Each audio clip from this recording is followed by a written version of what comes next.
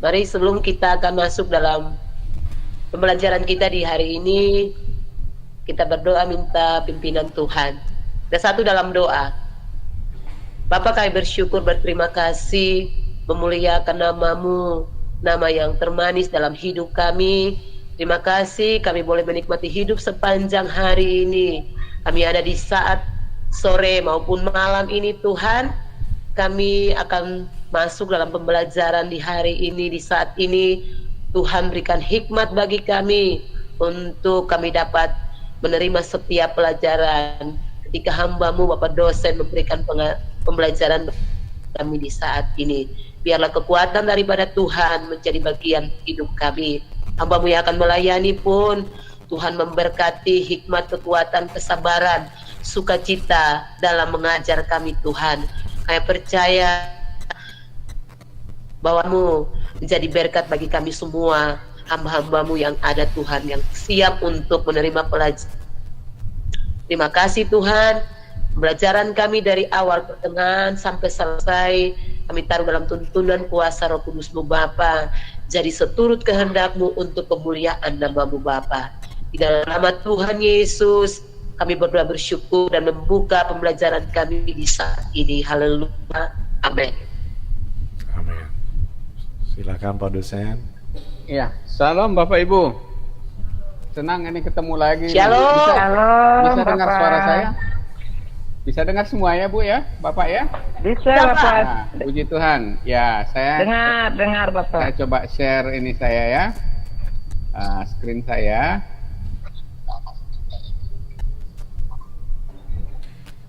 Apakah bisa kelihatan ini? Bisa Pak. Ya. Apakah sudah? Bisa Pak. Sudah ya? Oke. Ya, hari ini adalah pertemuan ke-12, tapi kita memakai dua video lagi karena itu dua-duanya juga berhubungan, yaitu video nomor 13 dan 13A itu merupakan sisipan. Itu tentang iman yang menyelamatkan, dan yang kedua, apakah kalau dikatakan iman yang menyelamatkan, apakah memang iman kita yang menyelamatkan atau bagaimana?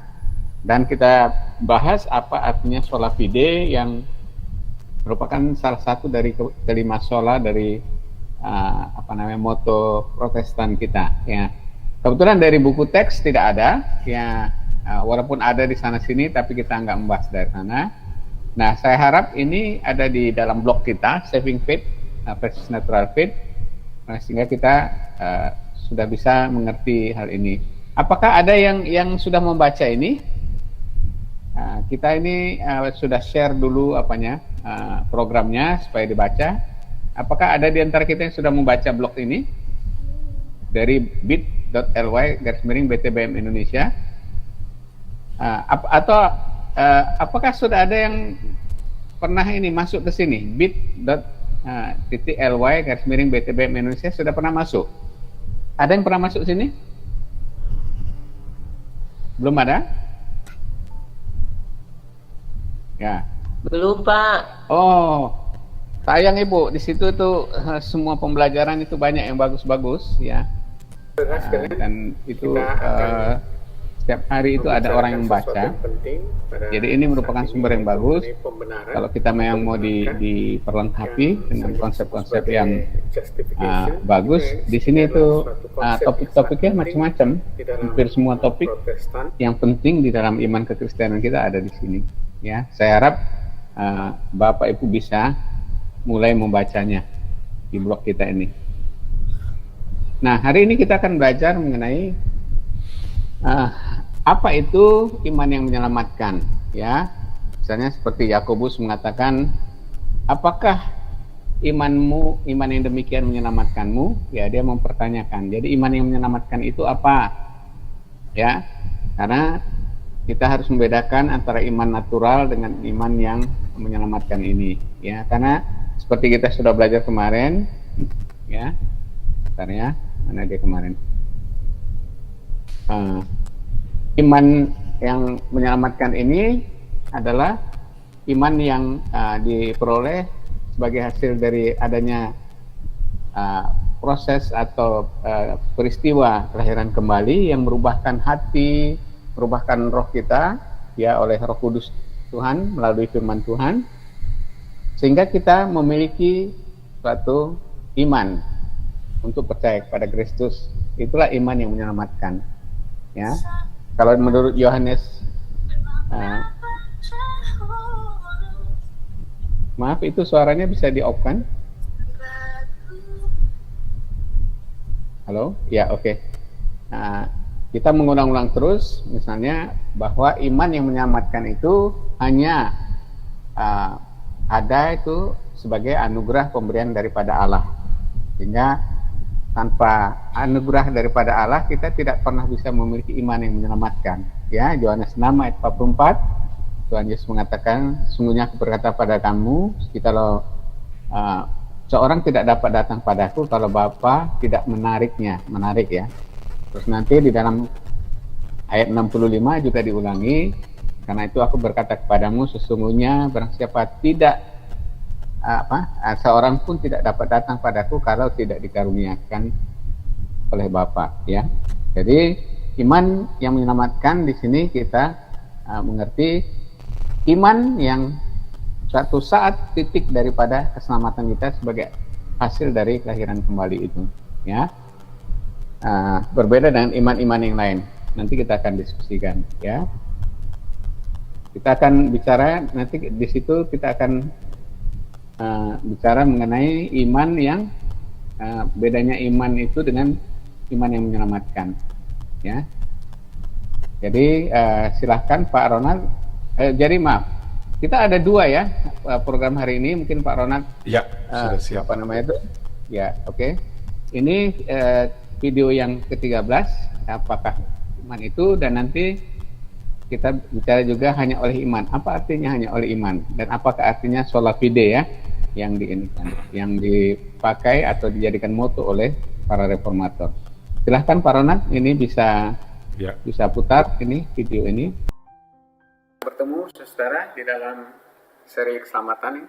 Kita sampai kepada sesi yang ke-13. Kita akan bicara mengenai iman yang menyelamatkan, atau yang disebut juga saving faith. Ya, kita sudah terakhir video kita adalah mengenai kelahiran kembali, iman dan pertobatan. Tetapi kita sudah sampai di sini, ya. Tetapi kita akan lebih detail lagi itu apa yang disebut dengan iman yang menyelamatkan. Sehingga pada saat seorang itu dipanggil, ya, kemudian diberikan hati baru dalam suatu kelahiran kembali, maka orang itu pasti percaya memiliki iman yang menyelamatkan. Sehingga dia bisa percaya bertobat yang kemudian dibenarkan, lalu pada suatu saat akan dimuliakan di dalam kekekalan. Nah, sekarang sebelum kita masuk pada iman yang menyelamatkan, kita harus tahu dulu membedakannya dengan iman natural, karena banyak sekali jenis-jenis iman di dalam kehidupan kita. Apakah itu iman natural? Yaitu iman dalam kehidupan sehari-hari. Kita sehari-hari selalu menerapkan iman, ya. Jadi jangan katakan bahwa iman itu seperti orang yang tidak tahu apa-apa melompat ke dalam tempat yang gelap.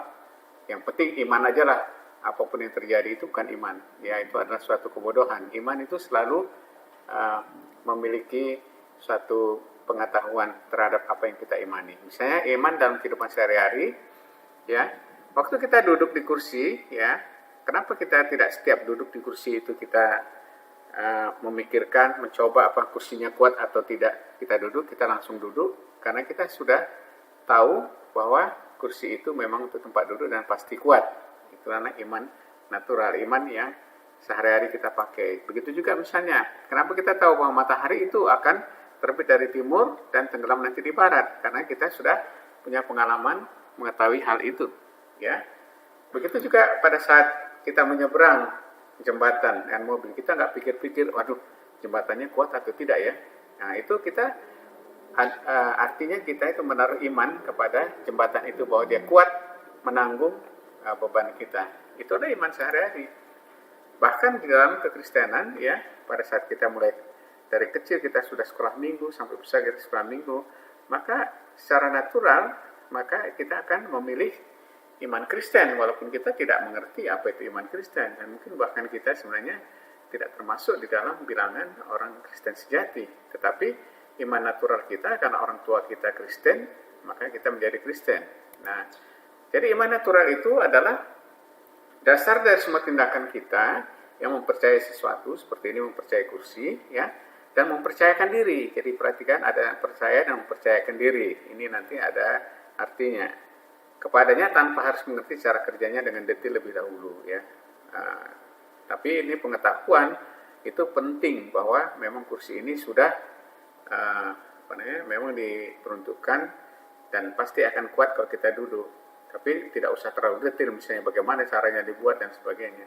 Ya, yang penting kita sudah tahu dan kita mempercayakan diri kepadanya. Itulah iman natural. Dan semua orang memiliki iman natural ini. Misalnya bayi secara natural dia akan mencari susu dari ibunya. Tetapi iman ini berbeda dengan iman yang menyelamatkan, yang nanti berhubungan dengan keselamatan jiwa manusia. Iman yang menyelamatkan itu seperti dalam Matius 7 ayat 21 kita baca, bukan setiap orang yang berseru kepadaku Tuhan, Tuhan, perhatikan ya, bukan ya, akan masuk ke dalam kerajaan sorga, artinya tidak memiliki iman yang menyelamatkan, melainkan dia yang melakukan kehendak Bapakku yang di sorga. Pada hari terakhir banyak orang akan berseru kepadaku Tuhan, Tuhan. Ini artinya siapa yang berseru kepada Kristus, kepada Yesus Tuhan, Tuhan? Ini orang Kristen, ya.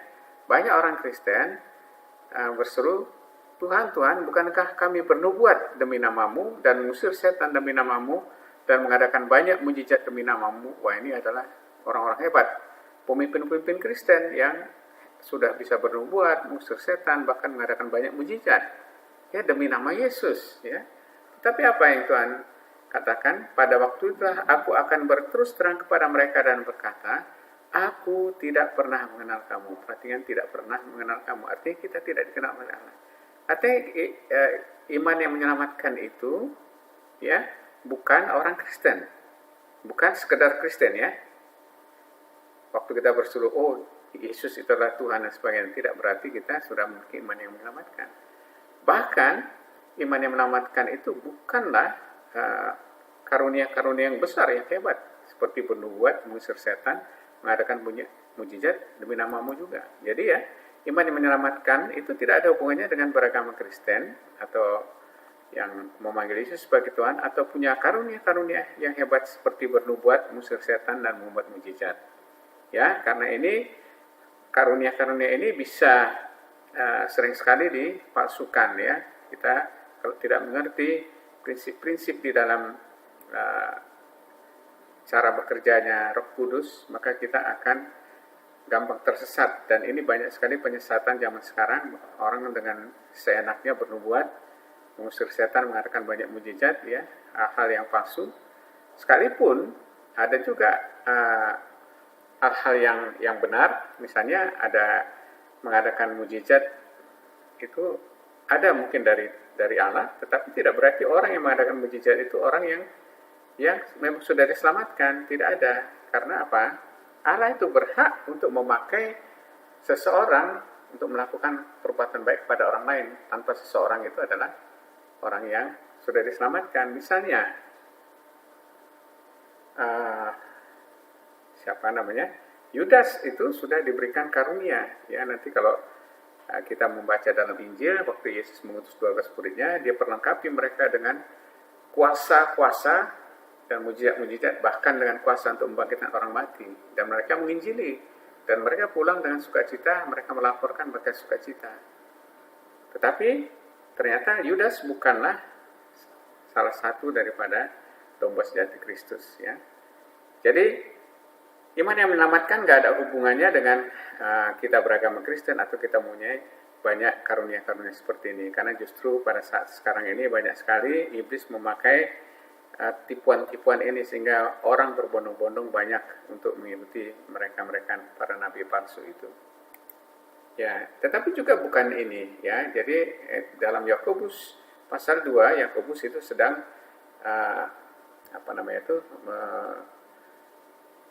berargumentasi dengan orang yang sering mengatakan aku punya iman, tetapi dari perbuatannya dia nggak kelihatan bahwa dia adalah orang Kristen, ya. Apakah gunanya, saudaraku, jika seorang mengatakan bahwa ia mempunyai iman, padahal ia tidak mempunyai perbuatan? Dapatkah iman itu menyelamatkan dia? Nah, ini bicara masalah iman yang menyelamatkan. Jika seorang saudara-saudara tidak mempunyai pakaian dan kekurangan makanan sehari-hari, dan seorang dari antara kamu berkata selamat jalan, kenakan pakaian panas dan makanan sampai kenyang, tetapi ia tidak memberikan kepadanya apa yang perlu bagi tubuhnya, apakah gunanya itu? Demikian juga halnya dengan iman. Jika iman itu tidak disertai perbuatan, maka iman itu pada hakikatnya adalah mati.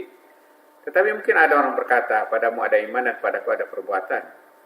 Aku akan menjawab dia, kata Yakobus. Tunjukkan imanku kepadaku imanmu itu tanpa perbuatan, dan aku akan menunjukkan kepadamu imanku dari perbuatan-perbuatanku. Ya, jadi jelas dari sini argumentasi daripada Yakobus adalah iman yang menyelamatkan selalu memanifestasikan dirinya dalam sikap hidup yang berbuat kebaikan. Ada perubahan karakter, ya, yang kemudian orang itu semakin lama semakin cenderung untuk berbuat kebaikan. Ya, ini adalah iman yang menyelamatkan, yaitu iman yang berbuah atau memanifestasikan diri dalam perbuatan-perbuatan baik atau perbuatan-perbuatan kasih.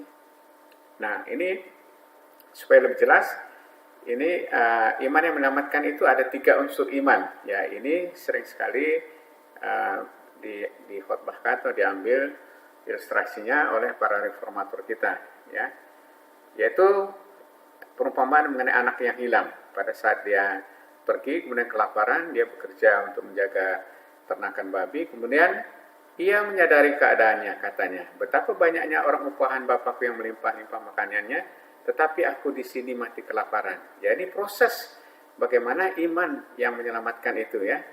Proses yang pertama itu apa? Dia menyadari keadaannya. Jadi ada suatu kesadaran, ini kesadaran berpikir mengenai cara berpikir.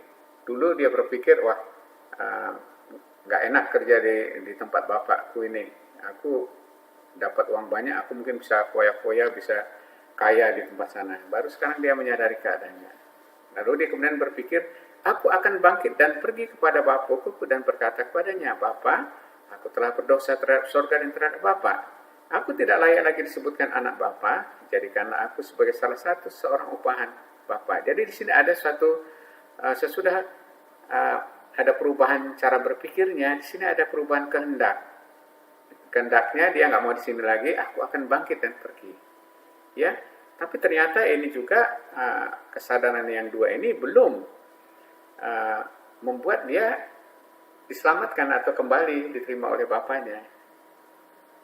Ayat 20 baru kemudian dikatakan, maka bangkitlah ia dan pergi kepada bapaknya. Ketika ia masih jauh, ayahnya telah melihatnya, lalu tergeraklah hatinya oleh belas kasihan, dan selanjutnya kita sudah tahu bagaimana. Jadi ada manifestasi terakhir daripada iman yang menyelamatkan itu, bangkitlah ia dan pergi kepada bapaknya. Artinya apa? Dia bertindak, dia tidak tetap di dalam dosa itu, di dalam keadaan itu, dia bertindak sesuai dengan cara berpikirnya yang sudah dirubahkan dan kehendaknya tadi, dia bertindak kepada bapaknya. Nah, jadi para reformator mengatakan ini perubahan-perubahan ini, yang pertama adalah pertobatan atau perubahan cara pandang yang disebut juga notitia. Jadi kalau cara pandang kita mengatakan bahwa berbuat dosa itu fine-fine saja, atau nggak penting juga masalah rohani, itu nanti sajalah, kalau sudah kita mau mati baru kita pikirkan. Nah, ini berarti belum ada pertobatan, dia belum memiliki iman yang menyelamatkan. Sekalipun dia sudah memiliki pandangan ini, ada mungkin orang berpikir, wah benar juga ya, udah salah aku ini. Tetapi yang kedua, dia tidak ada pertobatan atau perubahan kehendak. Jadi tidak ada kehendaknya untuk merubah hidupnya, untuk meninggalkan dosa dan merubah hidupnya. Nah, pertobatan tingkat berikutnya itu disebut oleh para reformator kita adalah assensus, yaitu pertobatan perubahan kehendak, will. Di sini termasuk tentunya perasaan, ya, perasaan dan kehendaknya itu ada perubahan. Tetapi tidak cukup itu, maka dia melakukan tindakan bangkit ini apa? Tindakan penyerahan diri untuk taat dan patuh kepada Allah. Dalam hal ini patuh kepada bapaknya, menyerahkan nasibnya kepada bapaknya dan patuh kepada bapaknya. Ini namanya fiducia.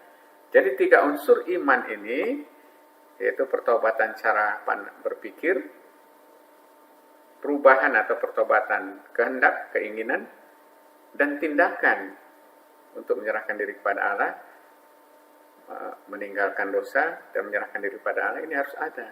Inilah hal-hal yang ada di dalam iman yang menyelamatkan. Banyak orang hanya bertobat dengan cara berpikir kemudian kehendak, ya, keinginan. Jadi pada saat setiap hari Minggu itu selalu nangis-nangis saja. Dia bertobat, maju ke altar, didoakan ini. Tapi nanti dia bertobat lagi, nangis-nangis. Jadi nggak tahu itu belum sampai kepada iman yang menyelamatkan, ya. Ya, jadi iman yang menyelamatkan itu menyangkut perubahan atau pertobatan cara pandang atau cara berpikir orang itu, kehendaknya dan perasaannya, dan tindakan penyerahan diri untuk taat kepada Allah. Jadi perbuatan baik merupakan manifestasi apa yang kelihatan keluar dari ketiga unsur ini. Ya, jadi buah seperti yang tadi, buah daripada iman yang sejati pasti menyatakan diri dalam bentuk perbuatan. Tetapi suatu saat kita akan bicara bahwa perbuatan itu sendiri tidak murni menyatakan iman yang menyelamatkan, dan perbuatan itu sendiri tidak pernah menyelamatkan. Kapan-kapan kita akan diskusikan mengenai hal itu. Jadi iman yang menyelamatkan dengan iman yang mati dan semu itu, kenapa kita harus berbicara itu? Karena di dalam Alkitab Tuhan Yesus itu penuh memberikan perumpamaan-perumpamaan yang mengingatkan kita bahwa di dalam gereja atau di dalam kerajaan surganya yang di bumi ini itu selalu ada dua orang. Nah, ini nanti saudara bisa download yang diskusi yang lebih tulisan saya dalam buku saya yang disebut dua jenis orang Kristen di dalam gereja, ya, gandum versus lalang. Nanti di dalam terakhir di dalam website kita itu ada free e-booknya yang bisa di-download. Jadi dalam gereja, misalnya Tuhan Yesus berulang-ulang menekankan, mengingatkan bahwa di dalam gereja, dalam kerajaan sorga di dunia ini selalu ada dua orang, ya. Yang itu pertama, kalau misalnya lalang di antara gandum, ya, gandum itu ditaburkan oleh Allah, itu perumpamaan itu kerajaan sorga itu kerajaan, yaitu dalam gerejanya, kerajaan sorga yang di bumi, ya. Jadi nanti ada di sana di antara gandum itu iblis menaburkan lalang, dan lalang di sana itu di Palestina sana ada satu jenis yang kalau dia muda dia masih kelihatan sama dengan gandum, tetapi sesudah tua sudah berbuah baru kelihatan. Lalang ini tidak pernah menunduk buahnya karena tidak ada isinya. Isinya itu seperti kapas. Nanti dia menyebarkan diri seperti kapas. Beda dengan gandum yang ada isinya dia merunduk. Nah, jadi nggak kelihatan. Ini kalau membaca dalam Matius 13 nanti bahwa lalang ini adalah orang-orang yang ditaburkan setan di dalam gerejanya. Mereka kerjanya itu apa? Memberitakan mengenai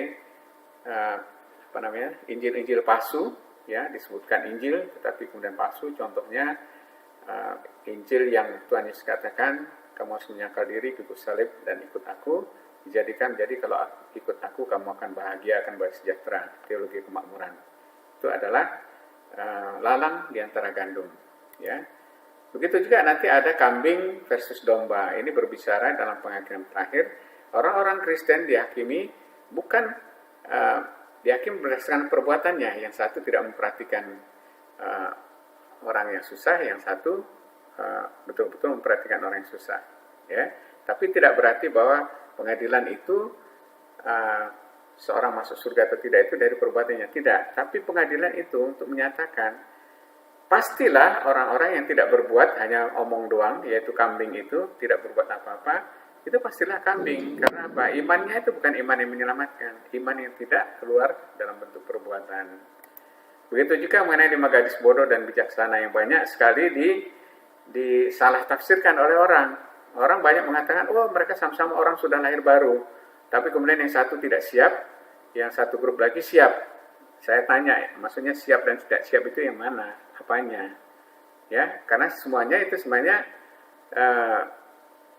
mereka sama-sama ngantuk, sama-sama tertidur dan sama-sama bangun waktu mempelai itu datang.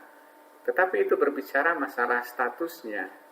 Dari awal itu selalu ada dua orang yang percaya, orang Kristen yang memiliki minyak atau lampu yang sudah dilahirkan kembali sehingga dia memiliki Roh Kudus di dalam dirinya.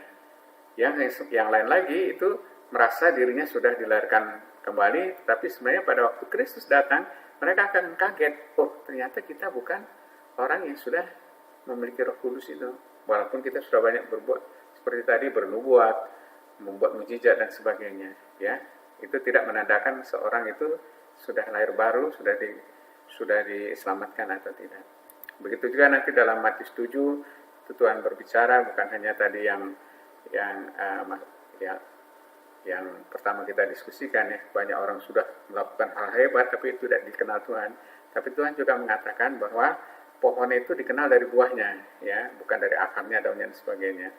Jadi pohon ara tidak mungkin menghasilkan semak duri, atau sebaiknya semak duri nggak mungkin menghasilkan pohon ara. Jadi orang yang memiliki yang tidak memiliki iman yang menyelamatkan, tidak mungkin dia jadi seorang yang memiliki buah-buah yang baik dalam hidupnya. Nah, ini mengapa penting untuk kita mengerti beda antara iman yang menyelamatkan dengan yang tidak menyelamatkan, ya? Karena Tuhan Yesus sudah berulang-ulang di dalam gerejanya ada 2 jenis orang Kristen, di mana kita termasuk di dalamnya, ya. Nah, dan Tuhan Yesus juga sudah mengatakan dengan suatu kepastian sebagai suatu peringatan bagi kita bahwa untuk masuk ke dalam kerajaan Allah itu pintunya sesak dan sempit jalan ke sana, dan sedikit orang yang mendapatinya.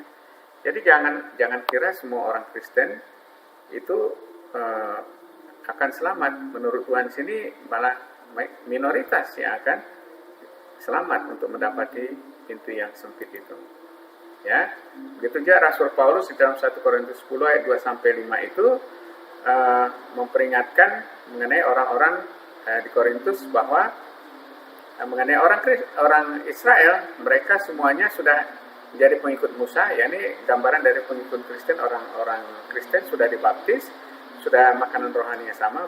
Kita juga sudah mendengar firman Tuhan yang sama, bahkan sudah ikut dalam ikut di dalam perjamuan kudus.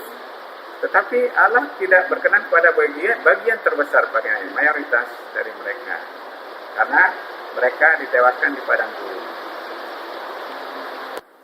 Kita akan diskusikan sepintas bagaimana cara membedakan antara iman yang sejati atau iman yang menyelamatkan dengan iman yang mati semua atau palsu.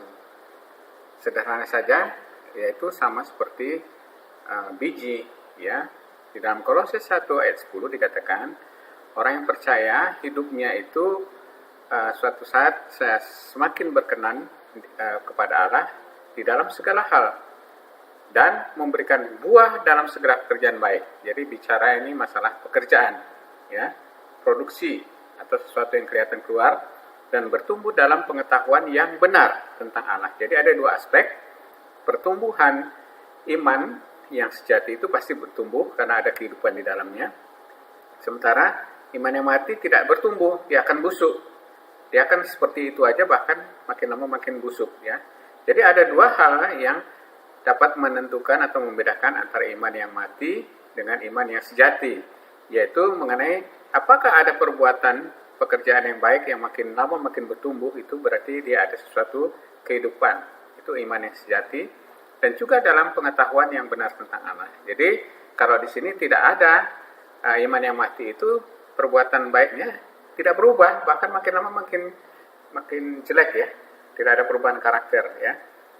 Nah, kalau dulu pemarah, sekarang makin murka, ya.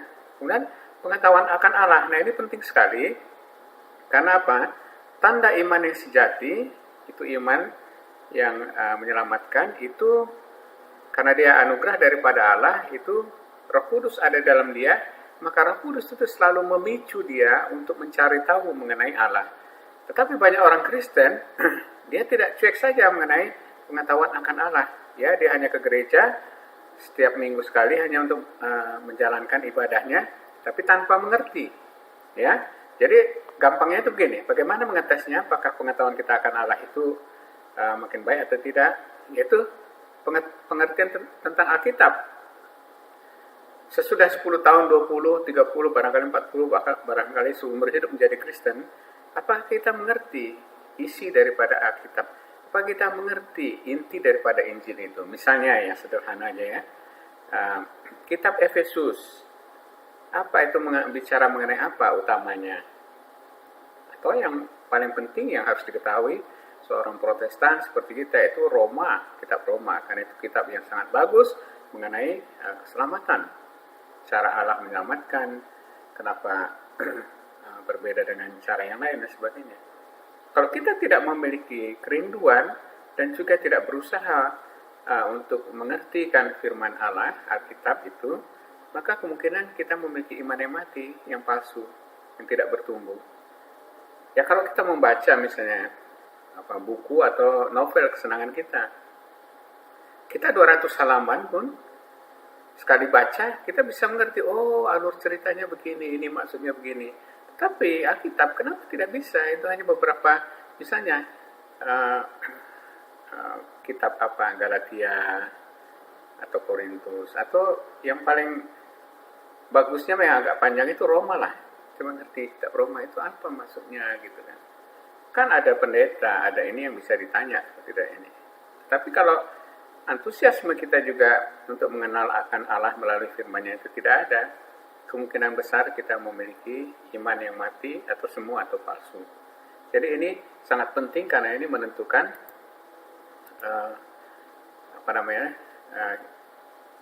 nasib kita di kekekalan. Apakah kita bersama Tuhan? Karena banyak orang merasa dia bersama Tuhan, bahkan yang sangat pede tadi kan, membuat mujizat, bernubuat, mengusir setan dan sebagainya. Tuhan mengatakan, aku tidak pernah mengenalmu. Kan kasihan. Ya, jadi ini sebelum kita menutup, kita sekarang sudah berada di sini, dan kemudian nanti sesi berikutnya kita akan bicara masalah pembenaran atau dibenarkan, apa maksudnya. Ya, jadi penting sekali kita harus ingat, kita masing-masing mari kita menguji diri kita sendiri, apakah kita sudah memiliki iman yang sejati yang menyelamatkan atau hanya iman yang mati yang tidak menyelamatkan. Tidak ada perubahan di dalam hidup kita, tidak ada perubahan dalam pengenalan kita akan Allah.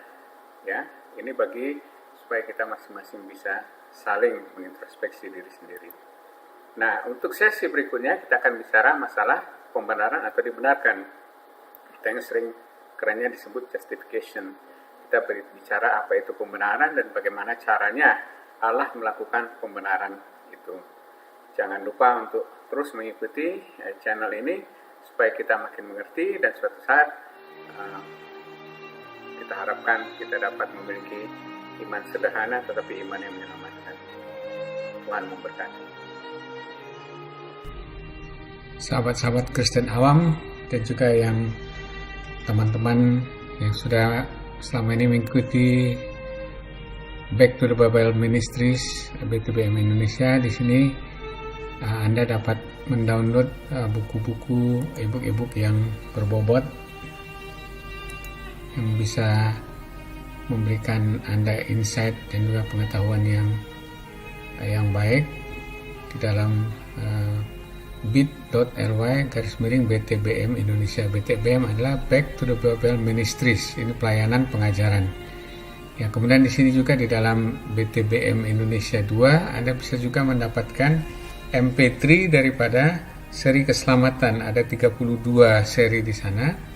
Nah, ini buku yang cukup tebal, ini mengenai jalan keselamatan yang bisa Anda download secara cuma-cuma dari kedua website ini, tapi lebih gampang dari website yang pertama. Itu mengenai keselamatan. Itu buku tebal yang cukup komprehensif mengenai keselamatan, hampir 250 halaman A4 padat. Itu juga isinya adalah mengenai apa itu jalan keselamatan. Kemudian keunikan iman Kristen ini juga harus diketahui orang Kristen. Apa itu keunikan iman Kristen di antara agama-agama di dunia? Yaitu ada 3 keunikan utama, yaitu Allahnya, kemudian jalan keselamatannya, dan Alkitabnya. Baru kemudian di sini ada buku-buku lain juga. Begitu juga Anda bisa mengikuti pengajaran-pengajaran dari Kristen awam, dari Back to the Bible Ministry di YouTube, di channel Kristen Awam. Di dalam Facebook juga Kristen Awam atau @Kristen Awam Pencari Sorga. itu blog-blog yang baik juga dapat dibaca di sana. Ikutilah program-program kita ini. Saya akan share screen saya. Apakah apa namanya itu sampai di sini ada pertanyaan? Kalau ada pertanyaan langsung aja ya Pak Ronald, nanti kalau ada pertanyaan nanti di bawah itu di ini saja angkat tangan di dalam meetingnya, nanti Pak Ronald akan kasih tahu supaya saya bisa berhenti. Ya, pada dasarnya hari ini kita mempelajari mengenai iman yang menyelamatkan, apakah itu dan bedanya dengan iman natural. Jadi iman yang menyelamatkan itu yang menghasilkan perpalingan sejati, itu di dalam gambar kita yang mana kemarin ya. Nah ini ya, ini adalah iman yang menyelamatkan, iman sejati, yaitu yang menghasilkan perpalingan atau pertobatan sebagai apa namanya itu hasil daripada adanya kelahiran kembali. Ya, ini yang kita diskusikan. Iman yang menyelamatkan itu apa sebenarnya, dan Tuhan Yesus sudah mengajarkan dalam suatu perumpamaan, yaitu perumpamaan anak yang hilang. Ya, jadi kita pelajari hal ini secara cepat karena kita ada 2 video hari ini. Nah, yang iman natural itu ya dalam kehidupan sehari-hari. Jadi dalam hidup sehari-hari kita itu selalu ada iman. Pakai iman, kalau nggak pakai iman kita repot. Misalnya ya, saat kita membeli makanan dari restoran, kita beriman bahwa makanan itu tidak beracun, langsung kita makan tanpa kita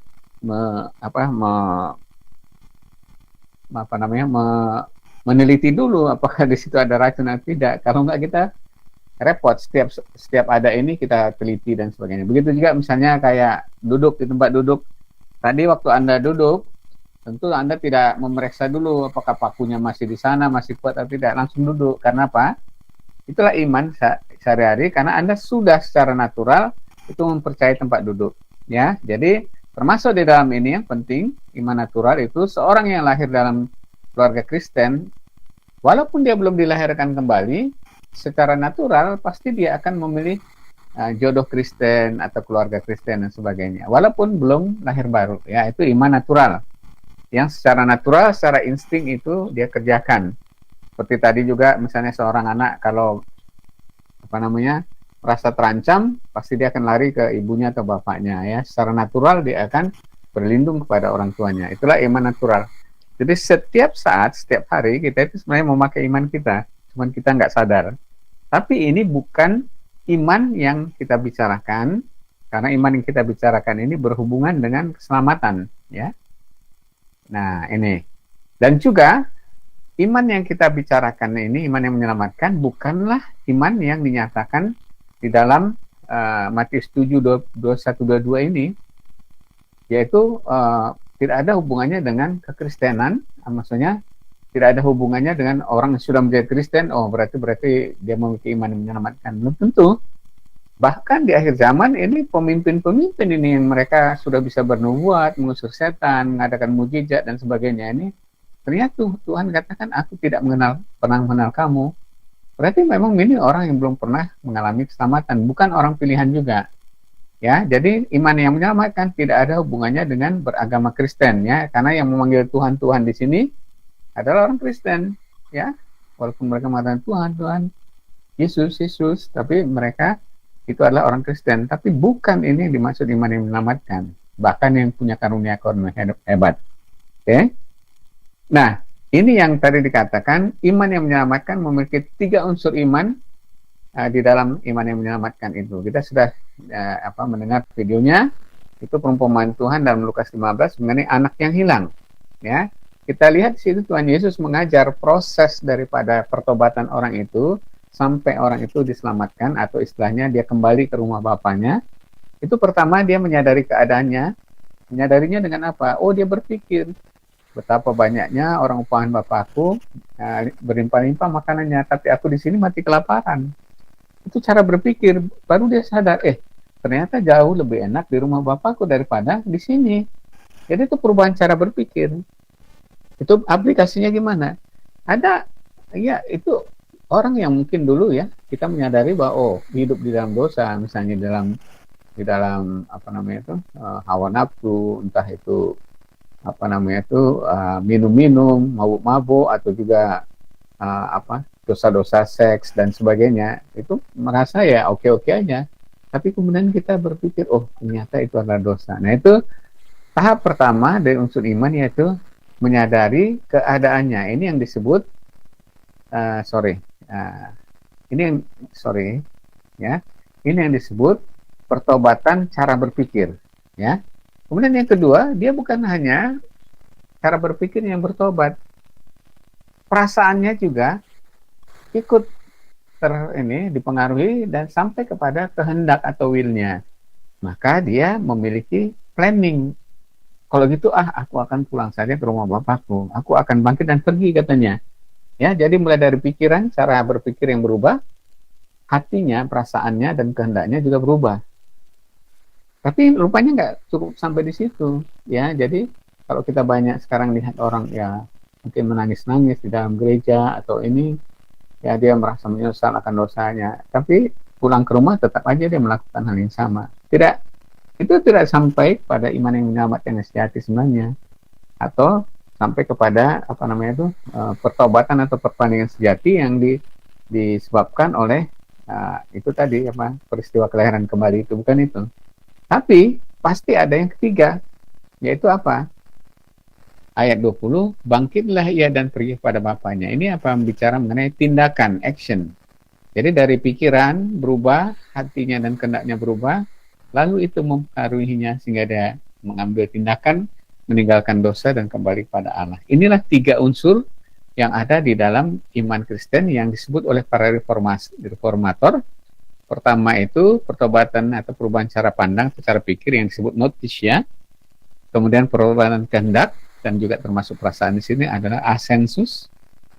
Tapi yang ketiga juga adalah tindakan untuk menyerahkan diri kepada Allah dan taat kepadanya. Jadi menyerahkan nasibnya kepada Allah. Minta pengampunan, terserah Bapak mau letakkan saya di mana gitu, ya. Itu namanya fiducia. Ya, jadi iman yang menyelamatkan menyangkut 3 perubahan, yaitu cara pandang, cara berpikir, kehendaknya, dan juga tindakannya. Ya, itulah iman yang menyelamatkan. Kalau salah satu dari misalnya hanya sampai tahap 2 saja, ini belum bisa disebut namanya iman yang menyelamatkan. Karena iman yang menyelamatkan itu pasti sampai kepada perbuatan. Ya. Jadi perbuatan itu adalah manifestasi atau apa yang kelihatan keluar dari yang ada di dalam, ya. Jadi sama seperti Yakobus mengatakan, ada orang saat itu mengatakan, kan kita diselamatkan karena iman saja. Ya sudah, saya beriman kepada Kristus, tapi hidup saya suka-suka saya.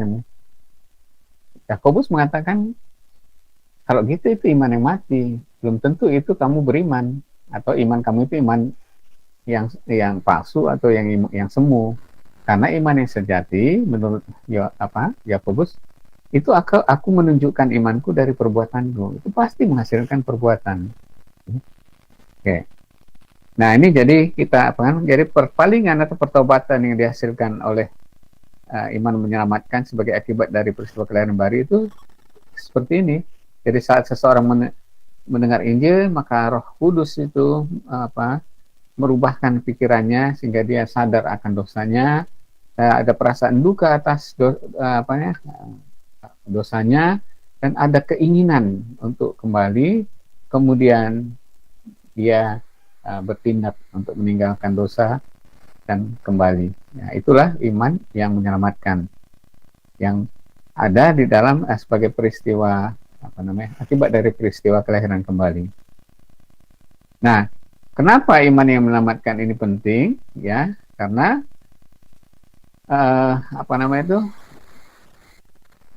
iblis sangat pintar untuk membuat barang-barang palsu, barang-barang KW, ya, keselamatan KW.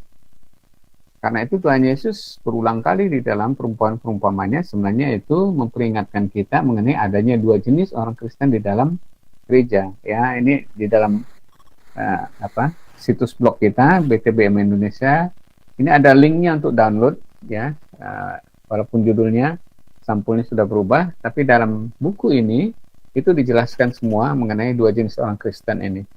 Ya, misalnya seperti lalang di antara gandum ya.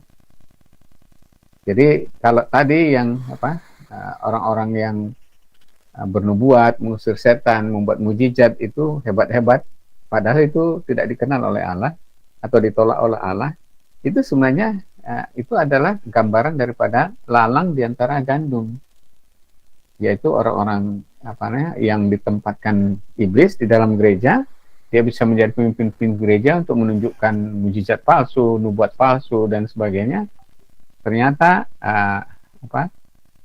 Allah tidak mengenal mereka. Bahkan mereka dikatakan, nyahlah kamu dari hadapanku, kamu sekalian pembuat kejahatan. Ya, karena mereka itu adalah lalang di antara gandum. Jadi hati-hati, ada dua orang Kristen. Dan seperti peringatan tadi, bahwa mayoritas itu, kenapa orang berbondong-bondong suka mendengar gereja-gereja sekarang itu luar biasa, orang sana bondong-bondong, karena enak didengar. Ya, karena lalang itu pintar untuk memberikan cerita-cerita dongeng, memberikan ya jelas saja. Saya di dalam buku saya yang dulu diterbitkan oleh Ganumas, judulnya Teologi Kemakmuran, itu jelas mengajarkan bahwa ajaran-ajaran itu adalah kesalahan semuanya. Itu adalah cara-cara orang untuk menarik kepada mereka. Tujuannya cuma satu ya, semuanya uang ya. Itu adalah lalang di antara gandum. Kenapa banyak sekali orang sana jadi ini ya? Ya Tuhan sudah katakan, jalan menuju kehidupan itu sempit, pintunya juga kecil, dan sedikit orang mendapatinya. Tapi jalan yang menuju kepada kebinasaan itu besar, lebar, dan pintunya juga besar. Ya, begitu juga nanti kita lihat ada perumpamaan tentang kambing dan domba, tentang lima gadis bijaksana, 5 gadis bodoh, dan kemudian mengenai pohon dan buahnya, ya. Nanti kita bisa diskusikan kalau ada yang bertanya, ya. Nah, ini yang tadi saya sebutkan. Karena apa? Mayoritas daripada orang Kristen itu sudah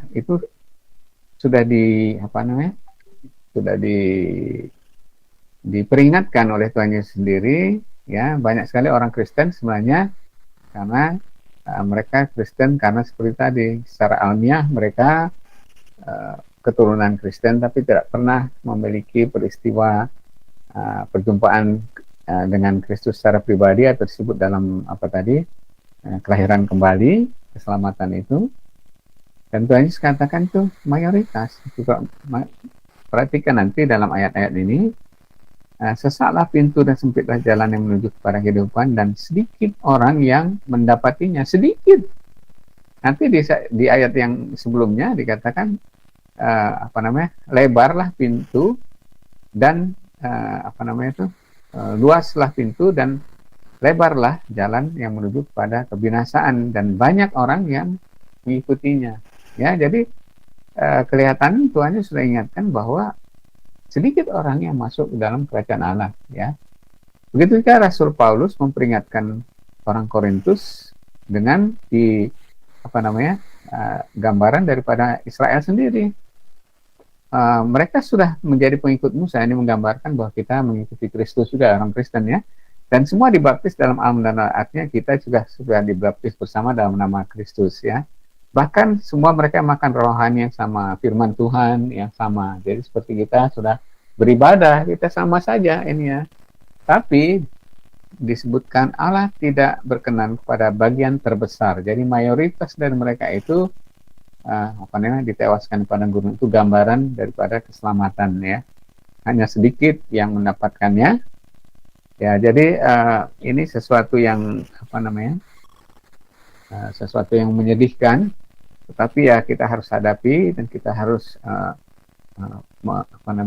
melihat pada diri kita sendiri dan berdoa sungguh-sungguh, Tuhan jadikanlah saya sebagai salah satu daripada orang yang sedikit yang mendapati pintu ke jalan kehidupan ini. Nah, bagaimana cara membedakan iman yang menyelamatkan dengan iman yang sejati? Ini juga bisa mengatakan bagaimana saya tahu bahwa saya sudah memiliki iman yang menyelamatkan ini, atau saya sudah diselamatkan atau belum.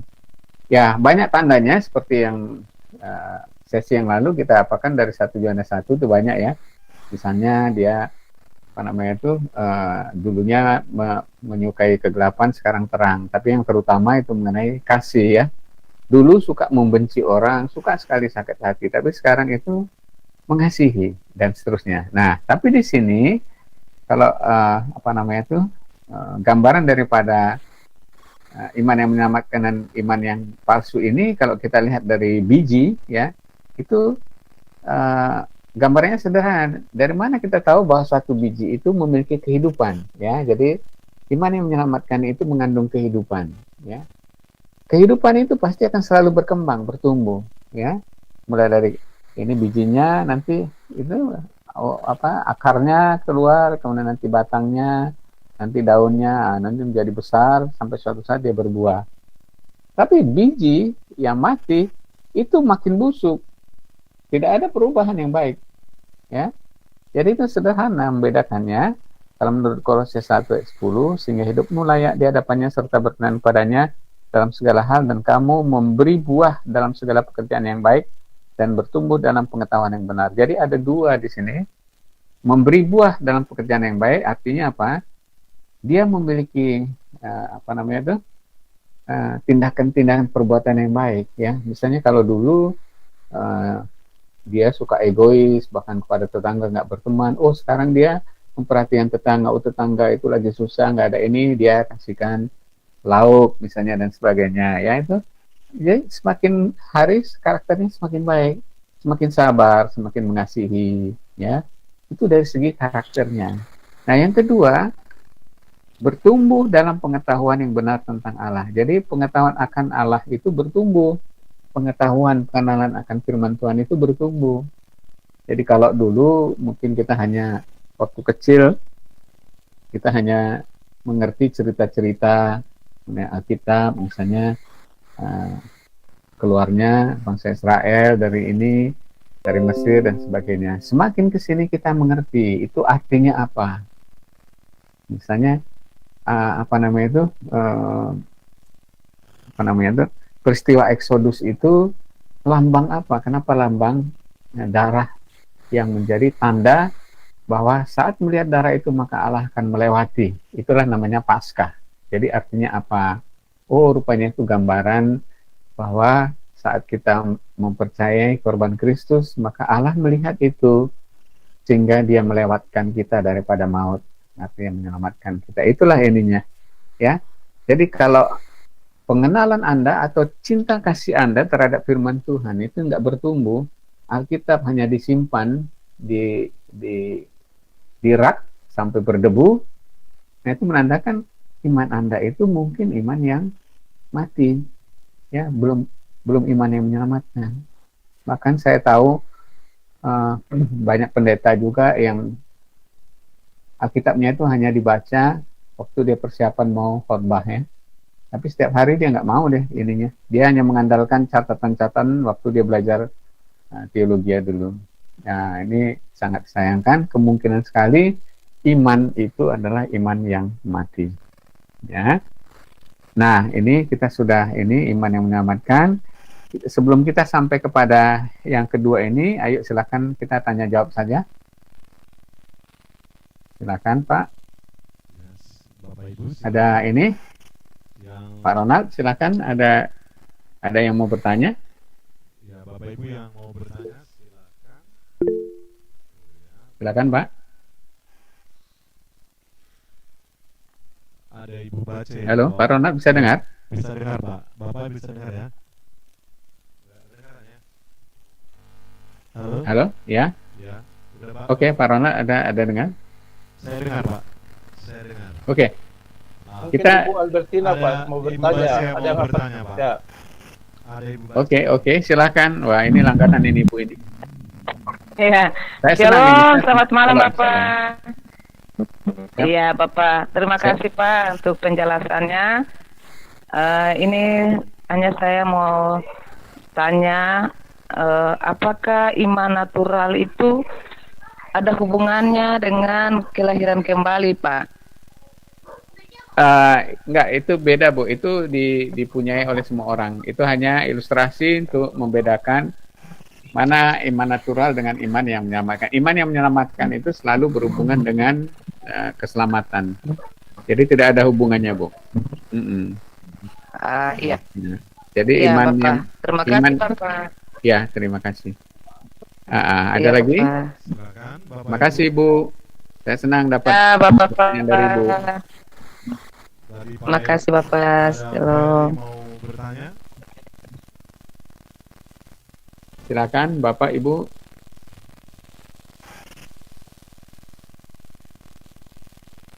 Silakan. Ya, terima kasih untuk kesempatan yang diberikan Ya. bagi kami. Ya, sedikit saja untuk lebih memperjelas dari saya mengenai iman ini, Pak. Ya, tadi sudah dijelaskan Silakan, Pak. bahwa iman natural dan iman yang menyelamatkan. Ya, kalau iman yang natural kan sudah tadi dijelaskan, tapi saya belum memiliki konsep utuh tentang iman yang menyelamatkan ini, Pak. Karena pada dasarnya ya kita percaya kepada Tuhan Yesus Kristus itu iman yang menyelamatkan ya. Tetapi dari sepanjang penjelasan tadi bahwa iman yang menyelamatkan itu adalah sebuah proses pertumbuhan ya, perubahan. Tadi dikatakan bahwa iman yang menyelamatkan itu dia tidak stuck tapi dia berubah, ada sebuah perubahan-perubahan.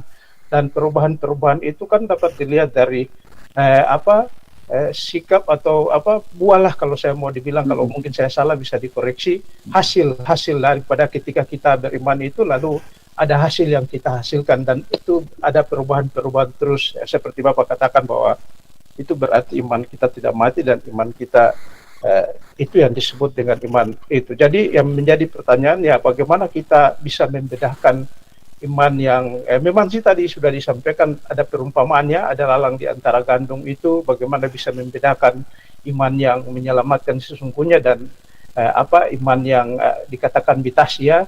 Tetapi kalau kita melihat perkembangan saat ini juga ya banyak orang di luar sana yang tidak percaya Yesus.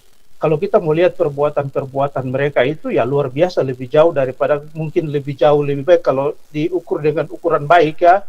Menurut kita itu jauh lebih baik daripada mungkin orang-orang kita yang sudah percaya kepada Tuhan Yesus.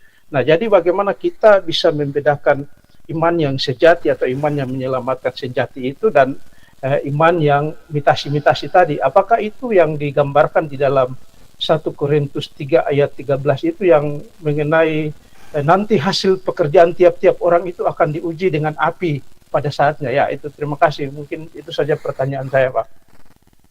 Ya, terima kasih. Jadi iman yang menyelamatkan itu konteksnya itu adalah hubungan dengan keselamatan. Jadi kalau bagi orang-orang di luar sana yang tidak percaya kepada Kristus, tentu itu bukan yang kita maksudkan iman yang menyelamatkan di sini.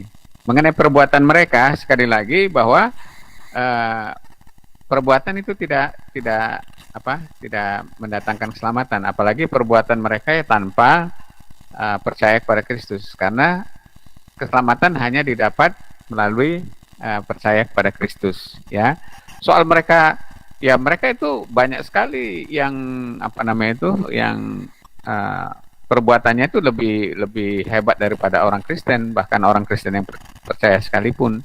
Tapi itu sekali lagi itu tidak ada hubungannya dengan iman yang menyelamatkan. Yang kita maksudkan dengan ini ya, yang kita maksudkan dengan tanda-tanda tadi ya. Nah, ini udah kelihatan Pak ya? Udah kelihatan Pak Ronald? Sudah Pak, sudah. Nah, yang kita maksudkan di sini, ini kalau iman yang menyelamatkan itu sendiri, itu kan terjadinya pada saat kita pertobatan pertama itu, saat kita dilahirkan kembali, ya kemudian kita percaya kepada Kristus. Nah, ini screen ini adalah untuk bagaimana cara kita melihat diri kita, apakah kita memiliki iman yang menyelamatkan atau yang tidak. Karena iman yang menyelamatkan itu pasti dia bertumbuh. Iman yang mati itu pasti tetap saja atau bahkan makin busuk. Jadi dia bertumbuh dari segi perbuatan baik atau karakter, dia bertumbuh dari pengetahuan akan Allah. Bedanya dengan orang yang non-Kristen, ya perbuatan apa? Ini perbuatan baik karakter kita, walaupun kita mungkin masih jauh di bawah mereka standarnya, tapi ini sudah ada pertumbuhan, ada perubahan. Yang penting itu bukan sampai sempurna ini, karena tidak akan ada yang sempurna, tapi ada suatu perubahan di dalam perbuatan, ya. Dan yang kedua tentu saja pengenalan akan Kristus itu bertambah, ya. Karena apa? Karena kita orang yang memiliki iman yang menyelamatkan, yang Tuhan sudah kasihkan, itu orang yang sudah lahir baru, itu dimateraikan dengan Roh Kudus tinggal di dalam orang itu. Tidak mungkin dia tidak mencintai hal-hal rohani, tidak mungkin dia tidak bertumbuh kecintaannya mengenai Alkitab. Pasti dia lebih pingin tahu. Jadi karena itu pengenalan akan Kristus, pengenalan akan Allahnya itu bertumbuh, Pak. Gitu loh. Nah, itu saya rasa itu. Terus tadi ada apa yang satu lagi apa, Pak, ya?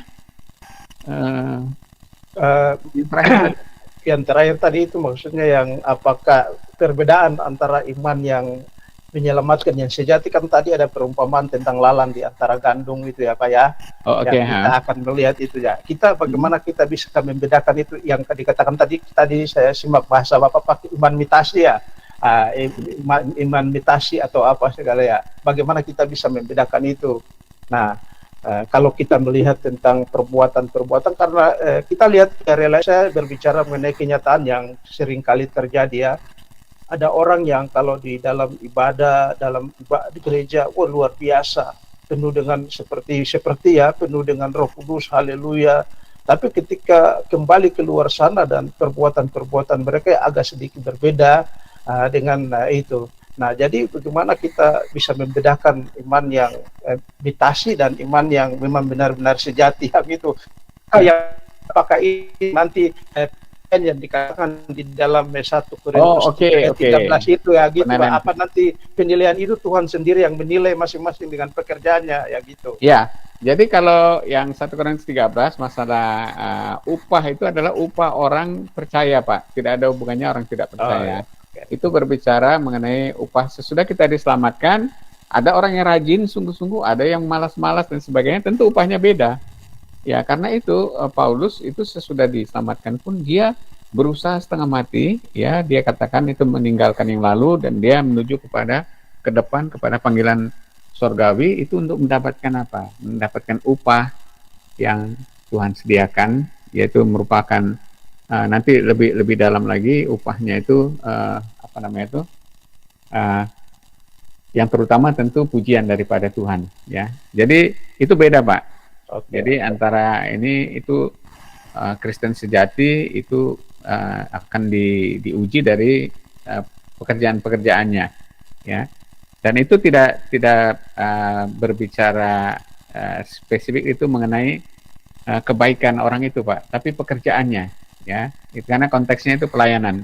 Tapi Pak, jadi, tadi di perumpamaan tentang lawan di antara gandum itu kan seakan-akan berbicara mengenai waktu terakhir, waktu panen itu Pak, dipisahkan dari yang lalang dan gandum itu waktu panen itu Pak. Makanya itu, saya konsepnya ke situ, apakah penilaian itu dikatakan waktu terakhir itu gitu.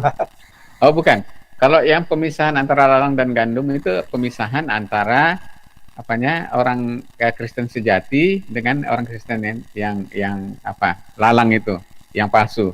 Itu sama dengan perumpamaan 5 gadis bodoh dan 5 gadis yang bijaksana itu, Pak. Tetapi dalam 1 Korintus 13 itu adalah berbicara masalah upah dari orang-orang percaya.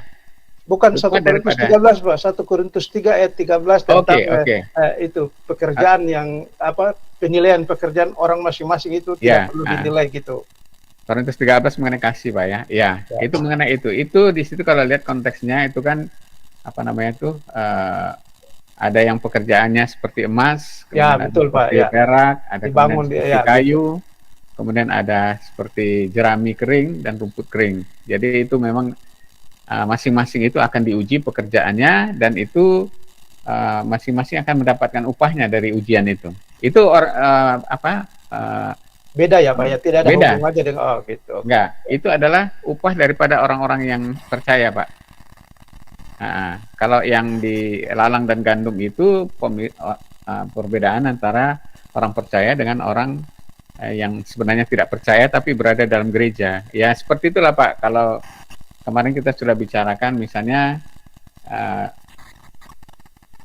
Matius 7 itu orang-orang yang kelihatannya hebat, misalnya mengusir setan, membuat mukjizat, itu banyak yang kaget pada akhir zaman, karena nanti dalam Matius 7 ayat 23 Tuhan mengatakan pada waktu itu aku akan berterus terang. Sekarang Tuhan tidak berterus terang, sehingga banyak orang terlalu pede mengatakan apa? Aku tidak pernah mengenalmu. Wah, luar biasa itu, kaget. Makanya mereka mengatakan, Tuhan, kan kami sudah berbuat ini sebagainya. Tuhan bahkan mengatakan, nyahlah dari hadapanku, kamu sekalian pembuat kejahatan. Itulah lalang itu, Pak. Lalang itu adalah orang-orang Kristen dan ajarannya. Nanti kalau lihat dalam perumpamaan lalang dan gandum itu menggambarkan dua, orangnya sendiri dan ajarannya sendiri. Ya, orang-orang Kristen yang yang ditebarkan oleh iblis dalam gereja untuk memberikan pengajaran yang sesat, dan kemudian memberikan contoh yang sesat. Nah, contoh yang sesat itu apa? 2 Petrus 2 ayat 1 sampai 3 itu adalah tanda-tanda dari guru-guru palsu, yaitu apa? Mengajarkan hawa nafsu. Hawa nafsu apa? Maksudnya ketamakan. Itu sudah kita lihat di mana-mana sekarang, Pak. Yang dikhotbahkan cuma ketamakan, keinginan untuk kaya, diberkati dan sebagainya. Tapi ujung-ujungnya supaya kamu bisa memberikan padaku persepuluhan atau apa gitu. Ya, itu semuanya bagi kita yang sederhana berpikirnya sudah bisa melihat ini lalang sedang benih lalang sedang banyak ditaburkan ini di dalam gereja ini. Ya, saya rasa itu, Pak. Oke, Pak, terakhir satu lagi, Pak, ya. Ya, siapa? Ya, mumpung ada dosen kita jadi bisa menjelaskan, biar kita jelaskan ke jemaat tidak salah-salah imannya gitu. Jadi, Bapak. Mengenai Ibrani 11 ayat 1 itu, apakah itu ada kaitannya juga dengan iman yang menyelamatkan, yang dimaksudkan Rasul Paulus tentang iman, ya, tentang di Ibrani 11 itu. Iman adalah dasar dari, apakah itu juga kaitannya dengan itu yang disebut iman yang menyelamatkan, apa iman natural? Gimana gitu? Itu adalah iman yang menyelamatkan. Karena Ibrani pasal 11 itu bicara sebenarnya bukan hanya masalah iman, tapi masalah tindakan iman. Karena setiap di situ yang dikatakan itu ada tindakannya. Jadi iman yang benar itu selalu berbuah kepada tindakan. Misalnya Abraham dengan mempersembahkan korban. Begitu juga dengan Habel mempersembahkan korban yang lebih benar atau lebih baik. Nuh karena imannya dia melakukan apa perintah Tuhan, yaitu membangun dan sebagainya. Jadi Ibrani 11 itu lebih tepat kepada tindakan iman, ya. Jadi itu memang itu adalah iman yang menyelamatkan, bisa kelihatan dari situ ininya. Karena gini, Protestan itu luar biasa, dia memberikan kepada kita harta-harta yang tersembunyi yang harus kita gali. Makanya saya sangat pelayanan saya itu menggali ulang apa yang diajarkan oleh para reformator, karena ini banyak yang hilang di dalam kekristenan zaman sekarang. Padahal itu adalah nilai-nilai yang paling baik, nilai-nilai utama di dalam kekristenan, ya. Jadi itu yang yang disebutkan tadi, Pak, ininya. Oke, kalau ada lagi, Pak, yang ini. Oke, terima kasih, Pak. Sampai di sini dulu. Terima kasih, Pak. Oke, saya senang ini, Pak. Ya, ada lagi, Pak? Di sini, Pak, ada yang mau tanya dari sini ya, Pak. Ya, lebih bagus menanya aja daripada nanti kalau video berikutnya nanti bisa kita ini kan sepintas lah. Yang penting pertanyaan ini. Silakan, Pak. Oh, ternyata tidak ada, tapi tadi bicara. Kalau gitu, Bapak pendetanya aja yang nanya, Pak. Ada lagi, Bapak Ibu? Semakin pertemuan semakin menarik ya. Silakan. Ya. Kalau tidak ada, bisa kita. Oke, kita lanjut aja, Pak, ya. Nah, ini menarik ya. Apakah saya sudah share ini ya? Belum ya? Share screen belum ya? Ya. Oke, ini sudah masuk. Sudah Pak ya? Ya, sudah Pak. Oke, oke. Nah sekarang kita diskusi mengenai pertanyaan, apakah iman itu yang menyelamatkan kita atau siapa? Dan kemudian kita diskusikan apa artinya sola fide, hanya oleh iman, ya. Nah, Tuhan, kita sering membaca di dalam Injil itu Tuhan Yesus mengatakan, hai anakku, imanmu telah menyelamatkan engkau. Ya, menyelamatkan di sini, ya ini kata dasarnya itu dari sozo yang sering diterjemahkan sebagai selamat. Tapi ini tidak selalu keselamatan jiwa, bisa sehat, sembuh atau sempurna dan sebagainya. Makanya pada saat di sini, hai anakku, imanmu telah menyelamatkan engkau, pergilah dengan selamat dan sembuhlah dari penyakitmu. Bisa ini menyelamatkan jiwa. Nah, kalau dalam hal ini dia bukan hanya mendapatkan kesembuhan, tapi juga keselamatan dari jiwa. Ya, jadi imanmu menyelamatkan itu maksudnya apakah iman kita yang menyelamatkan kita? Tapi di sini Tuhan Yesus katakan imanmu telah menyelamatkan engkau. Supaya kita bisa mendapatkan pengertian yang holistik ya. Nah, oke, imanmu menyelamatkanmu apa maksudnya? Ya, misalnya dalam tadi yang sudah kita kutip, apakah iman kita yang menyelamatkan atau menyembuhkan kita? Ya, karena kalau iman yang kita yang menyembuhkan itu berarti sama dengan itu, sama dengan pengobatan secara sugesti ya.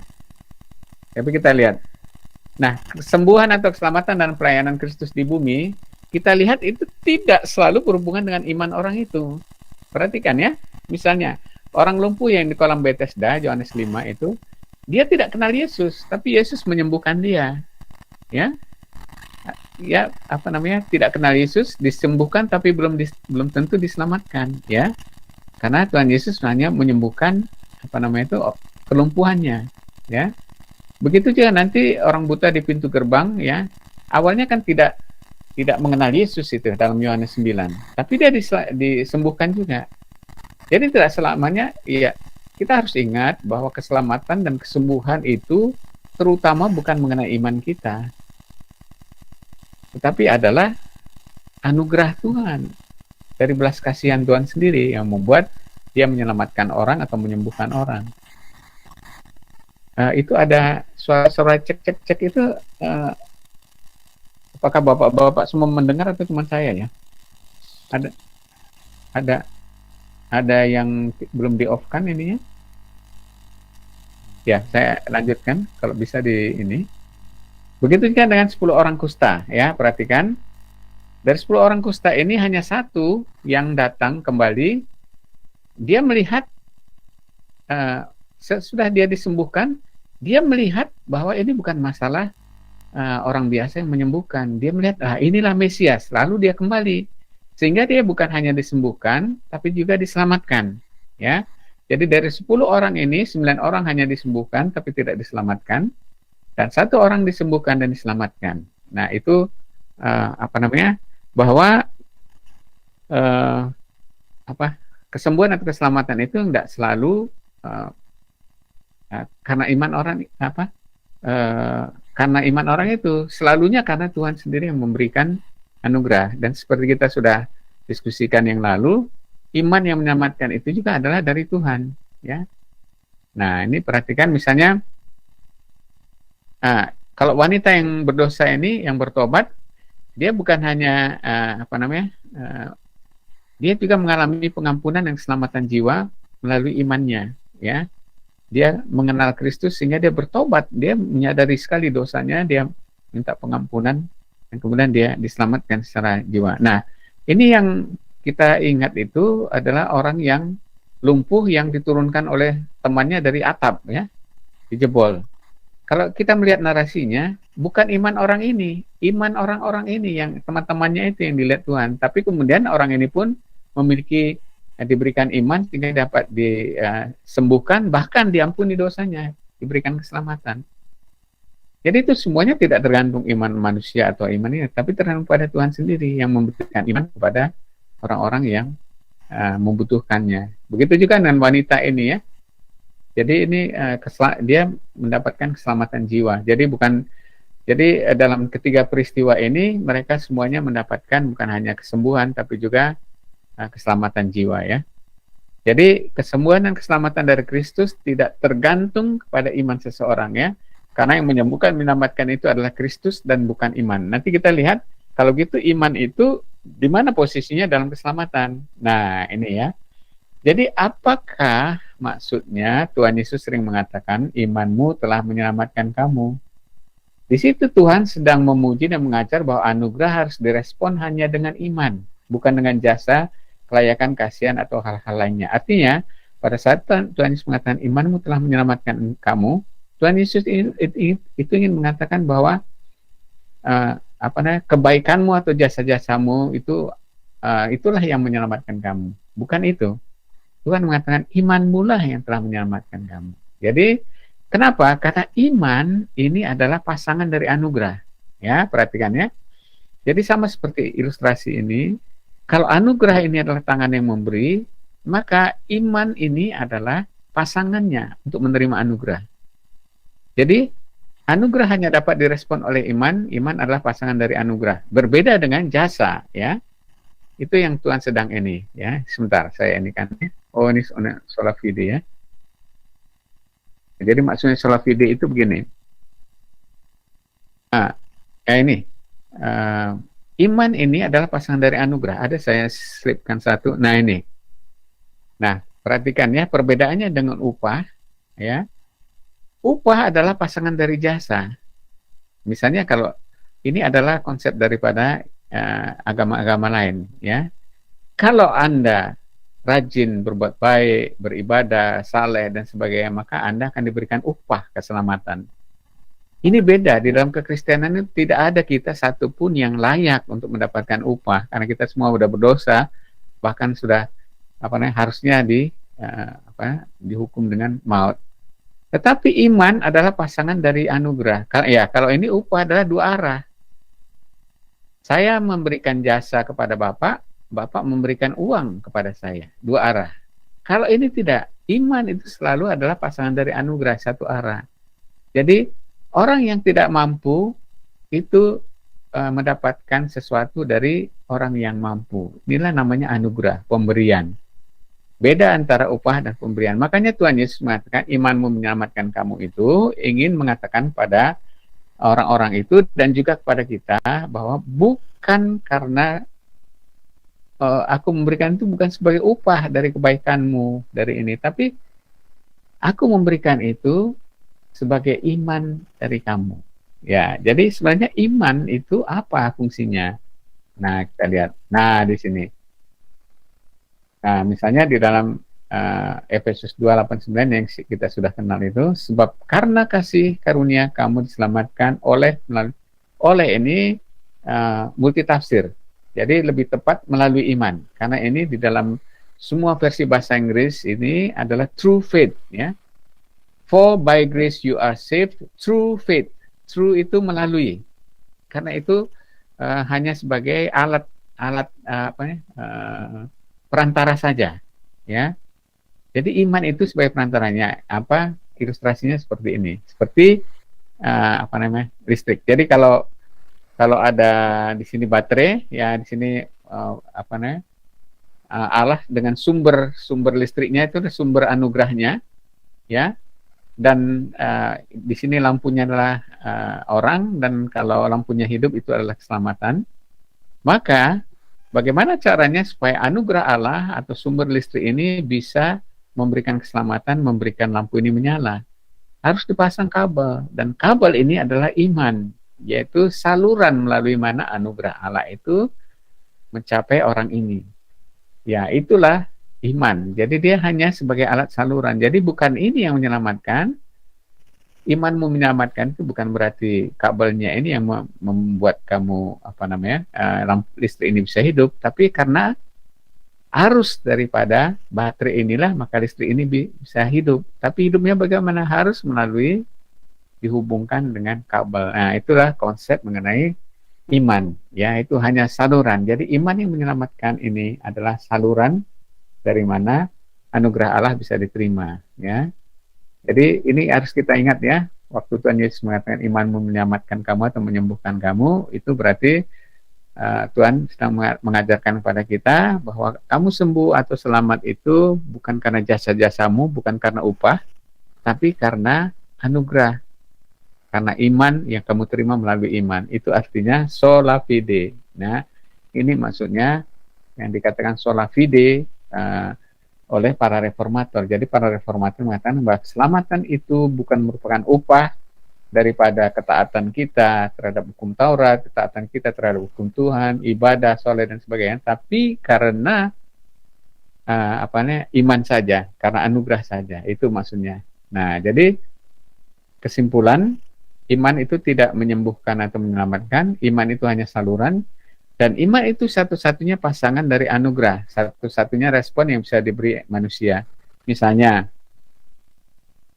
kalau kita diberikan orang, tangan misalnya diberikan gini, apakah kita menerimanya pakai kaki? Kan enggak ya? Atau kita menerimanya pakai mulut? Enggak. Yaitu kita pasangan dari tangan yang memberi, yaitu tangan yang menengadah. Nah, itulah kira-kira iman. Anugerah pasangannya itu hanya iman, tidak ada yang lain. Ya. Tetapi kalau upah, itu pasangannya dari jasa. Ya, karena kita berjasa, membuat kebaikan, beribadah, saleh dan sebagainya, maka kita diberikan upah keselamatan, upah pengampunan dosa. Itulah yang dilakukan oleh agama-agama lain selain Kristen. Di dalam kekristenan, ini yang disebut sola fide, pasangan daripada anugerah hanyalah iman. Itu mudah-mudahan bisa mengerti. Rasa sudah jelas, ya. Itu iman yang menyelamatkan, ini kesimpulan. Yang mengakibatkan perpalingan atau pertobatan sejati adalah karya Roh Kudus yang seperti tadi memiliki 3 unsur, merubah cara berpikir, merubah perasaan kehendak, dan kemudian memberikan kita kemampuan untuk bertindak, meninggalkan dosa dan taat kepada Allah. Itulah ini. Nah, ini yang selalu kita, sudahkah Anda memiliki iman yang menyelamatkan? Itu sebagai bahan bagi kita selalu untuk menguji diri kita sendiri, ya. Nah, ini tugasnya nanti bisa kita sampaikan melalui ini. Saya rasa udah Pak Ronald. Udah kerasa. Nah, ini masih ada 20 menit lagi, silakan bertanya jawab lebih ini. Ya. Silakan, Pak. Bapak Ibu yang bertanya silakan. Ada sekitar 20 menit lagi. Sayang sekali kalau kita tidak bertanya. Dari yang ini mau tanya? Tanya? Oh, belum.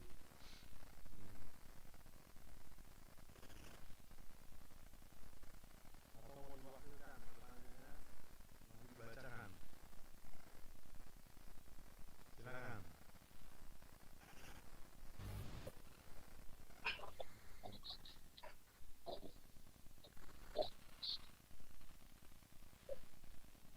Ya, ada yang bertanya nggak? Kalau nggak ada, saya mau tanya.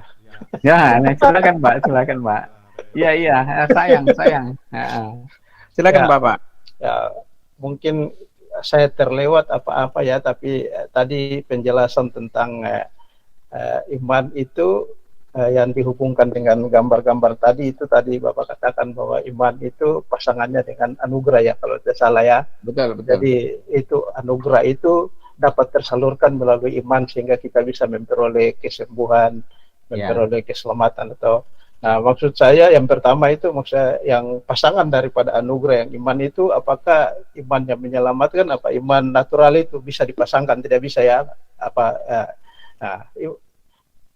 kalau memang tidak bisa dipasangkan iman natural itu, nah makanya saya bertanya lagi tentang tadi ada penjelasan tentang Yesus menyembuhkan seorang di kolam Bethesda kalau tidak salah, dan tadi Bapak katakan bahwa padahal orang itu tidak mengenal Kristus ya kalau tidak salah, apa Ya, bukan orang percaya.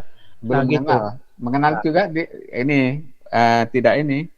Nah, jadi kalau memang iman itu adalah saluran dari anugerah, ya bagaimana orang itu dapat tersalur sehingga dia disembuhkan, karena firman Tuhan kan berkata bahwa iman itu timbul dari pendengaran akan firman Tuhan. Jadi iman kita, saluran itu timbul ketika kita mendengarkan firman Tuhan dulu. Nah, apa ini beda ya? Maksud itu yang maksud saya mau tanya Pak. Ya, ya. Mohon penjelasannya gitu. Ya, jadi gini. Terima kasih. Tadi ini penekanannya itu adalah sebagai ilustrasi bahwa Tuhan itu menyembuhkan itu tidak selalu melalui iman. Iman itu sering sebagai hasil daripada anugerah Tuhan, bisa juga. Karena Tuhan menyembuhkan ya suka-suka dia, mau dia tidak kenal, mau tidak bisa gitu loh. Nah itu ininya. Itu hanya untuk memberikan ilustrasi bahwa anugerah itu tidak dibatasi oleh ketidakmampuan manusia. Ya, jadi itu semua lahir daripada Tuhan. Karena itu di dalam teologi Protestan, iman yang menyelamatkan itu pun dari Tuhan. Jadi Yohanes 6 ayat 44 dan 65 itu, dan juga termasuk Efesus 2 ayat 8 dan 9 itu, ya iman itu sendiri dari Tuhan. Jadi cuman fungsinya daripada iman itu bukan itu yang menyelamatkan, tapi itu sebagai salurannya daripada anugerah Tuhan itu. Karena Tuhan itu bekerja melalui merubahkan hati orang itu sehingga beriman, ya itu Efesus 2 ayat 13 itu ya. Karena Tuhan sendiri bekerja melalui kehendak daripada kita sendiri. Makanya Protestan itu mengatakan sola gratia, semuanya anugerah. Karena iman pun diberikan supaya kita bisa percaya itu loh. Jadi kalau kita sekarang menjadi orang Kristen yang percaya kepada Kristus, itu puji Tuhan karena kita mendapatkan anugerah dari Tuhan. Kalau enggak mau berbusa-busa pun kita dijelaskan atau diajar, enggak akan mungkin bisa percaya, Pak. Itu ya. Oke, satu lagi Pak. Ya, silakan Pak. Mau ya, 2 lagi, 3 lagi boleh.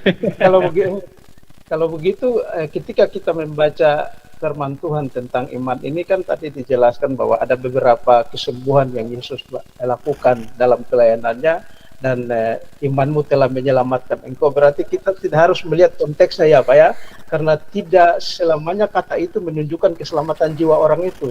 Oh iya, keselamatan kekal gitu maksud saya. Betul, tapi betul. Keselamatan yang menunjukkan kesembuhan. Karena kadang kita pendeta kalau udah bablas lihat Alkitab, oh iya ini karena imanmu engkau diselamatkan ya, begitu Pak. Iya, iya. Jadi kita harus lihat konteksnya. Oh gitu ya Pak ya. Iya, iya. Jadi tidak semua mujizat itu memang yang berbicara imanmu telah menyelamatkan engkau itu terkait dengan keselamatan yang itu terima oleh yang menerima kesembuhan tadi ya Pak ya. Iya, iya. Jadi misalnya seperti ke-10 orang kusta itu, yang ke-9 itu dalam konteks sama disebutkan selamat, tapi selamat apanya? Sembuh. Karena sozo itu bukan hanya berarti selamat, tapi juga whole. Whole itu artinya pulih atau sempurna juga sozo, pakai sozo. Jadi harus lihat konteksnya Pak. Semua hermeneutik yang benar itu harus lihat konteksnya. Ya, Pak. Nanti Pak Ronald tolong kirim apa yang tadi Bapak bilang, blog apa itu biar kita bisa belajar gitu dari. Iya, iya. Gini aja Pak. Coba saya kasih lihat ya. Nanti dikirim saja Pak sama saya Pak. Oke.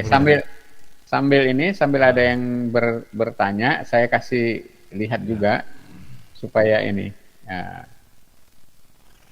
Nah ini Pak. Jadi nanti tinggal diapkan bit.ly/BTBM Indonesia. Nah, ini dari sini lihat. Nah, di sini ini banyak sekali blog-blog Pak yang ini itu semuanya itu menyangkut keselamatan, menyangkut ini banyak sekali Pak. Ya, saya udah ini kan sejak tahun 2000 berapa ya? 2013 atau kapan ini? Sudah banyak sekali. Ya, saya rasa itu Pak. Oke, terima kasih Pak, Tuhan berkati. Ya Pak Ronald sudah selesai? Masih ada? Saya melihat inilah jawaban dari fenomena yang terjadi di dalam satu pelayanan Kristenan. Bahwa kadang-kadang kita sering menghakimi ketika orang didoakan tidak sembuh. Akhirnya nggak punya iman ya orang ini kan, kira-kira begitu. Ya. Nah, atau dalam konteks yang lain, dalam misalnya pertumbuhan gereja, kurang iman ya pendeta itu, kira-kira begitu. Nah, saya lihat bahwa berkaitan dengan hal-hal yang fenomena-fenomena ini dan bisa terjawab Nah, Bapak Ibu semua yang ada di sini, ya, yang ada di offline, di online semua ini sekarang di online. Ketika Pak dosen berbicara Protestan, artinya bukan berbicara kepada satu gereja, bukan, tetapi berbicara kepada konteks yang reform, gitu, reform. Reformnya juga bukan reform gereja, tetapi konteks di dalam reformasi, yaitu bapak-bapak gereja. Nah, jadi kita harus pahami itu, jangan sampai ini ada bukan, kita sedang masuk dalam pengajaran soteriologi yang dimana para reform yang berjuang pada saat itu, dan inilah hasil yang dipaparkan oleh bapak dosen kita, gitu ya. Nah, jadi saya lihat indah kata percaya, kata iman, dan kata keselamatan itu akhirnya kalau kita satukan menjadi sesuatu yang indah. Dan kita tidak tersesat nanti. Tersesat, doa puasa kita bukan lagi untuk keselamatan. Ya, doa puasa kita bukan juga untuk kekudusan. Doa puasa kita tetapi adalah sesuatu tindakan kita sebagai orang yang telah diselamatkan. Jadi senang sekali. Ada lagi yang ingin bertanya, masih ada kira-kira 11 menit, 10 menit atau 11 menit, atau memberikan silakan, Pak. Tanggapan, silakan. Kayak Pak Hendrikus mau kasih tanggapan ini, silakan Pak Hendrikus. Senyumnya indah karena ada kumisnya, ya kan? Silakan Pak Hendrikus. Silakan dari Papua. Tadi sudah dari Tangerang, toh?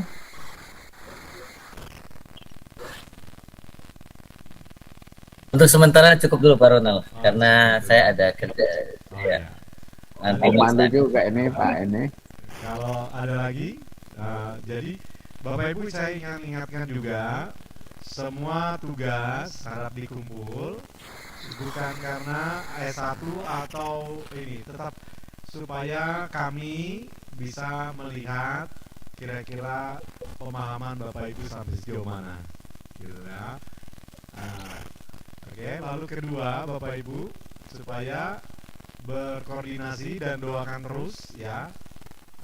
Saya terus bersyukur selalu, walaupun kemarin kita terganggu hari Senin ya untuk mengadakan Zoom untuk meeting ini, dan sudah bisa berbayar kembali.